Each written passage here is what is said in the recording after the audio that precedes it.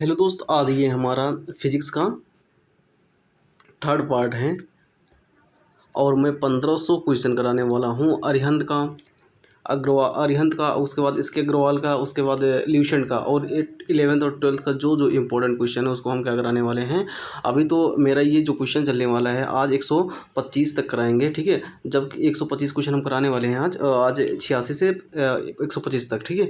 आज हमारा कितना हो जाएगा, तीसरे पार्ट में पूरा मिला के 125 क्वेश्चन हो जाएगा। सिर्फ हम आपसे क्या चाहते हैं, बस आप एक लाइक कर दीजिए। बस आप सब्सक्राइब करो या ना करो, ठीक, बस एक लाइक कर दीजिए। हमें क्या मिलेगा, इससे मोटिवेशनल मिलेगा, ठीक है।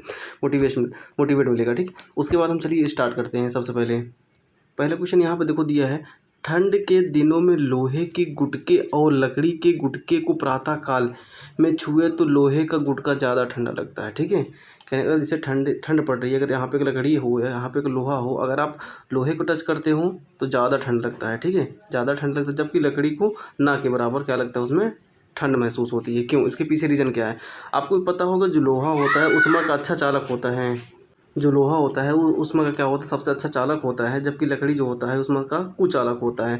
अब देखो जो ऑप्शन मिले वही समझ जाना कि वही सही होगा, ठीक है। हम पढ़ना स्टार्ट करते हैं। यहाँ पे देखो, लोहे के गुटके का ताप लकड़ी के गुटके से कम होता है, गलत बात, ठीक है। लकड़ी की तुलना में लोहा जो होता है उसमें का अच्छा चालक होता है। अभी हमने आपको ये बताया, ऑप्शन नंबर बी क्या हो जाएगा, सही हो जाएगा। आणविक संचालन के द्वारा ऊष्मा का संचरण क्या क्या कहलाता है। जैसे आप क्या कर रहे हो, पानी गर्म कर रहे हो, ठीक है। उसमें जो छोटा जो कण होता है, जो छोटा कण होता है, जब आप पानी को क्या करो, उबालो, ठीक है, बॉयल करो, तो उसमें जो कण होते हैं क्या होते हैं, एक दूसरे से टकराते रहते हैं, मतलब उबलने लगते हैं। उसकी मतलब जो क्रिया होती है, कौन सी विधि होती है, वो संवहन होती है, ठीक है। कौन सी विधि होती है, संवहन होती है।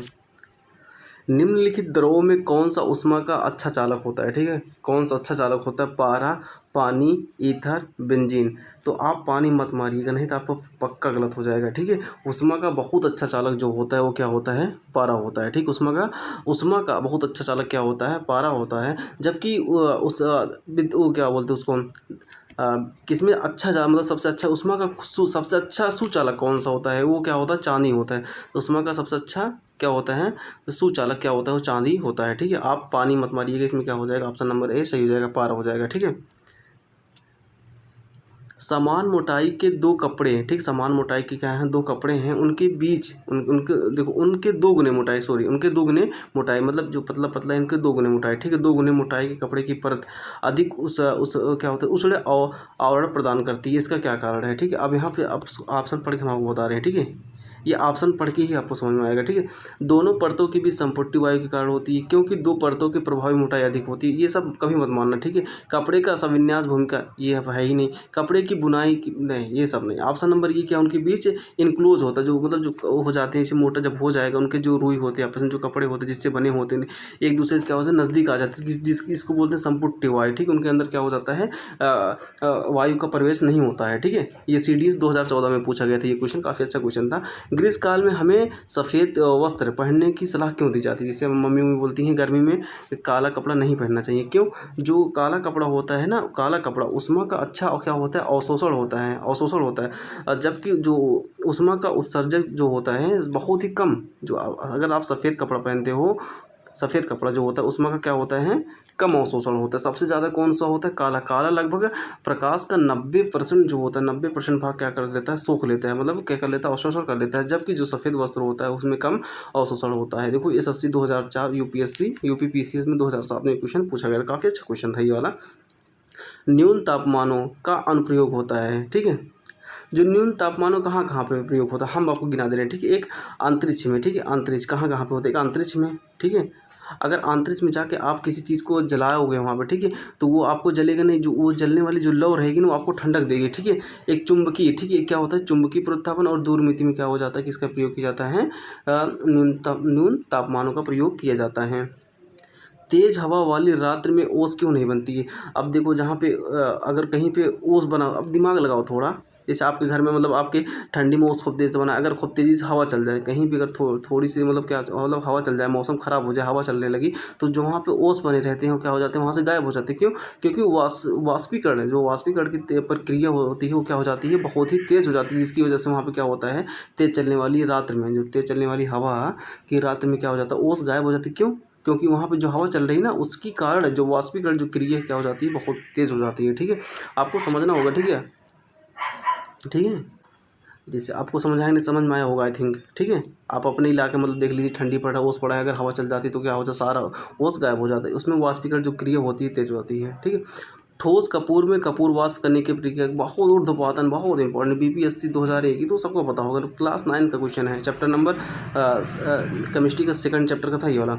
मनुष्य आर्द्रता से परेशानी महसूस करता है। जैसे अब देखो, मनुष्य आर्द्रता से, जैसे अब जैसे क्या है, उमस पड़ रही है, उमस की वजह से क्या होता है, आपके शरीर से पसीना निकलता है और पसीना जल्दी सूखता नहीं। अब जो उसमें वाष्पीकरण की जो प्रक्रिया है उस क्या होती है, बहुत स्लो होती है, पसीने का आर्द्रता के कारण वाष्प नहीं हो पाता। जैसे उमस में क्या होता है, पसीना जब निकलेगा, पसीना निकलने की वजह से ना वो जो हवा चलती, हवा नहीं चलती, जिसकी वजह से क्या होता है, वाष्पीकरण जो क्रिया तेज नहीं होती। जैसे कि आप तुरंत आप पंखे के सामने बैठ जाओ, तुरंत जो आपके पास पसीना हुआ है तुरंत क्या हो जाएगा, वाष्पित हो जाएगी। ठीक है, ऑप्शन नंबर इसमें सी सही हो जाएगा।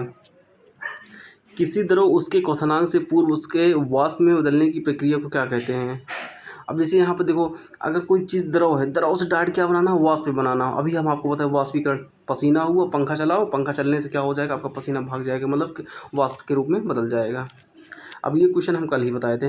पहाड़ों पर पानी निम्नलिखित तापमान पर उबलने लगता है। ठीक है, बताओ 100 डिग्री सेल्सियस से कम होने पर क्या हो जाता है, वहाँ पे पानी उबलने लगता है, क्योंकि वहाँ पे जो दाब होता है क्या होता है, बहुत ही कम होता है।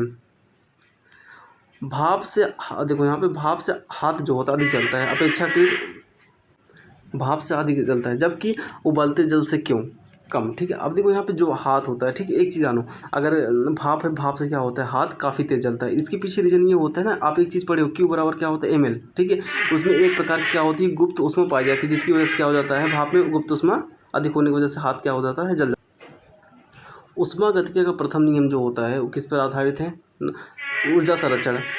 अब यार लड़के पर स्वागत कर रहे हैं यार, कोई सामान बेचने आ गया, उसकी आवाज़ थी। यहाँ पर देखिए, परेशान ना होइए। उष्मागतिकी का जो प्रथम नियम होता है किस पर आधारित, ऊर्जा संरक्षण पे। ऊर्जा संरक्षण का जो नियम है, ना तो ऊर्जा को उत्पन्न किया जा सकता है, ना तो ऊर्जा को नष्ट किया जा सकता है, ये ऊर्जा का प्रथम नियम है। ऊर्जा का जो उष्मागतिकी का जो प्रथम नियम है, जो ऊर्जा का 0वां नियम है, वो किस पर आधारित है, उष्मागतिकी का जो 0वां नियम है वो तापमान पर निर्धारित, जबकि जो उष्मागतिकी का प्रथम नियम ऊर्जा संरक्षण पर आधारित है। आपको ये याद रखना चाहिए। प्रकाश तरंग किस प्रकार की गति है, कल हमने बताया था, जो वो होता है, क्या नाम है, साउंड, ध्वनि, जो ध्वनि होती है वो अनुदैर्घ्य होती है, और जो प्रकाश होता है वो क्या होता है, अनुप्रस्थ होता है। ऑप्शन नंबर इसमें ए क्या हो जाएगा, सही हो जाएगा। प्रकाश विकिरण की प्रकृति, आप एक साइंटिस्ट नाम सुनोगे, हाइजेंस। ठीक है, हाइजेंस। ठीक है, हाइजेंस का जो सिद्धांत था, जो तरंग जो प्रकाश होता है, प्रकाश जो होता है तरंग की तरह तो व्यवहार करता है, साथ साथ वो किसकी तरह व्यवहार करता है, कण की तरह। ठीक है, कण की तरह व्यवहार करता है, उसे हम क्या कहते हैं, मतलब वही जो हमारा क्या है, प्रकाश की जो प्रकृति होती है, तरंग एवं कण दोनों के समान क्या करता है, व्यवहार करता है। ये कौन दिया था नियम, हाइजेंस ने। ठीक है, फिजिक्स बहुत ही लाजवाब चैप्टर, आप अगर कसम से पढ़ोगे ना बहुत मजा आएगा इसमें, खाली कॉन्सेप्ट जिसका क्लियर होता चला जाएगा, समझो उसका फिजिक्स बहुत अच्छा हो गया। माध्यम के तापमान में वृद्धि के कारण प्रकाश की गति, अब जैसे जैसे तापमान क्या होगा, इंक्रीज करता जाएगा, वैसे वैसे उनकी क्या हो जाएगी, जो प्रकाश की जो गति हो जाएगी वैसे बढ़ती चली जाएगी। अब प्रकाश की चाल कितनी होती है, अब 3 × 10⁸, ये तो हर कोई पप्पू जानता है, एकदम टुच्चा क्वेश्चन है, सब टुच्चा क्वेश्चन है। ठीक है, न्यूमेरिकल भी कराएंगे, घबराइए ना। सूर्य ग्रहण होता है जब, सूर्य ग्रहण कब होता है, जब यहाँ पे सूर्य निकला है। ठीक है, और यहाँ पे क्या है, सूर्य ग्रहण कब हुआ, ये पृथ्वी है, अब यहीं से क्या निकल जाए, चंद्रमा। तो अब जब यहाँ से प्रकाश पड़ेगा ऐसे मुड़ेगा, फिर ये वाला जो प्रकाश पड़ेगा तो ऐसे मुड़ेगा, तो ये वाला जहाँ पे इतना भाग है यहाँ पे क्या हो जाएगा, सूर्य ग्रहण हो जाएगा। ठीक है, जो इतना भाग नहीं दिखाएगा, मतलब कहने का मतलब यहाँ पे क्या हो जाएगा, सब लोग बोलेंगे आज हमारे यहाँ सूर्य ग्रहण निकला है। तो क्या हो जाता है, जब चंद्रमा जो होता है सूर्य और पृथ्वी के बीच में आ जाता है। ठीक है, ऑप्शन नंबर ये सही हो जाएगा। चंद्र ग्रहण घटित कब होगा, अब देखो सूर्य है, पृथ्वी है और चंद्रमा यहाँ पर हो जाता है। ठीक है, तो जिसकी वजह से यहाँ पर बोलते हैं कि यहाँ क्या हो गया है, चंद्र ग्रहण हो गया है। ठीक है, कब होता है, पूर्णिमा के दिन। ठीक है, पूर्णिमा के दिन। उचित रीति से कटे हीरे का असाधारण चमक आधार, आपको पता होगा जो हीरा होता है, जो क्या होता है, हीरा होता है। ठीक है, उसमें क्या होता है, क्या उच्च, मतलब जो कटा होता है उच्च अपवर्तनांक होता है, क्या होता है, उच्च अपवर्तनांक होता है, पूर्ण आंतरिक परावर्तन के कारण इसमें क्या होता है, चमकता है। ठीक है, ऑप्शन नंबर 20 में क्या हो जाएगा, उच्च अपवर्तन सूचांक होता है। ठीक है, जब एक कॉम्पैक्ट डिस्क, जब आप सीडी खरीदते हो, जब उसमें प्रकाश देखी जाती है तो इंद्रधनुष के समान रंग दिखाने लगते हैं। मतलब आप सीडी ले चमकने लगता है, और जो चमकता है ना वो परिघटना क्या कहलाता है, ठीक है, वो परिघटना क्या कहलाता है, परावर्तन एवं अपवर्तन परिघटना के आधार पर है, ठीक है। ऑप्शन नंबर ए, इसमें ए सही हो जाएगा। किस गुण धर्म के कारण पानी से भरे बर्तन में डुबाई गई छड़ मुड़ी हुई प्रतीत होती है। पानी है, उसमें अपना कोई छड़ डाल दो यहाँ पे, वो मुड़ी हुई आपको क्या होगी, प्रतीत दिखाई देती है। ये अपवर्तन की घटना है। आप अगर अच्छे से पढ़े होगा तो जिसमें सरल और विरल, मतलब विरल माध्यम वाला होता है, वो ऑप्शन सी हो जाएगा, अपवर्तन में ही होता है। एक समतल दर्पण आपतित कोण 60 डिग्री दिया है, ठीक है। अब परावर्तन कोण कितना, आपतित कोण जैसा तो परावर्तित कोण भी कितना हो जाएगा, 60। ऑप्शन नंबर 20 में क्या हो जाएगा, सही हो जाएगा। अगर प्रकाश का अपवर्तन कोण 60 है, आपतन कोण 60 है, तो परावर्तन के बाद 30 होता है, तो माध्यम का अपवर्तनीय सूचांक क्या होगा, 90/30 कर दो, जो आएगा हमारा क्या हो जाएगा फाइनल आंसर। ये फार्मूला है इसका। ये साइन आई वाला साइन आर वाला नहीं बता रहे हैं, ठीक है। दूसरा है, यदि किसी दर्पण को थीटा कोण से घुमा दिया जाए तो परावर्तित कोण 2 थीटा हो जाएगा। कितना हो जाएगा, 2 थीटा। अगर कोई मतलब 60 डिग्री एंगल पे है, उसको परावर्तित कर दे तो कितना एंगल घूम जाएगा, तो कितना हो जाएगा, इसका 2 गुना, तो कितना हो जाएगा 160 डिग्री। इस तरीके से क्वेश्चन पूछा जा सकता है, समझो ये फार्मूला ही है। पूर्ण आंतरिक परावर्तन होता है जब प्रकाश की किरण कब होती हैं, पूर्ण आंतरिक परावर्तन कब होता है, जब जैसे हीरा हो गया, हीरस कहाँ पे, देखो हीरा जो कटता है वो एक दूसरे में क्या होता है, टकराता रहता है ना, तो हीरे से कांच वाला, इसमें क्या हो जाएगा, ऑप्शन सही हो जाएगा। अब मृग तृष्णा मिराज किसे, मतलब जैसे आप अगर रेगिस्तान में जाओ, जो वहाँ पे आपको पता ही होगा, कुछ जैसे लगता है ना, कहीं कहीं पे लगता है कि वहाँ पे पानी, जब वहाँ पे जाओ पास में देखो कि वहाँ पे पानी नहीं रहता, चलो इस सड़क पे जाओ, गाड़ी चलाते रहो, कुछ दूर दिखाई दे लगता है गर्मियों के मौसम में कि वहाँ पे पानी है, ठीक है, जबकि पानी वहाँ पे नहीं रहता है। किस कारण ये होता है, पूर्ण आंतरिक परावर्तन के कारण। ऑप्शन नंबर बी, पूर्ण आंतरिक परावर्तन के कारण इसमें क्या हो जाएगा, सही हो जाएगा। एक सेकंड, पेट अथवा शरीर के अन्य निरीक्षण के लिए, तो कहने का मतलब यहाँ पे इसमें ये पूछा जा रहा है, पेट और इस शरीर में अगर कोई हिस्सा आपका क्या हो जाता है, खराब हो जाता है, ठीक है, उसको कैसे चेक किया जाता है, क्या मतलब क्या भेज कर वहाँ पे हम चेक करते हैं, ठीक है।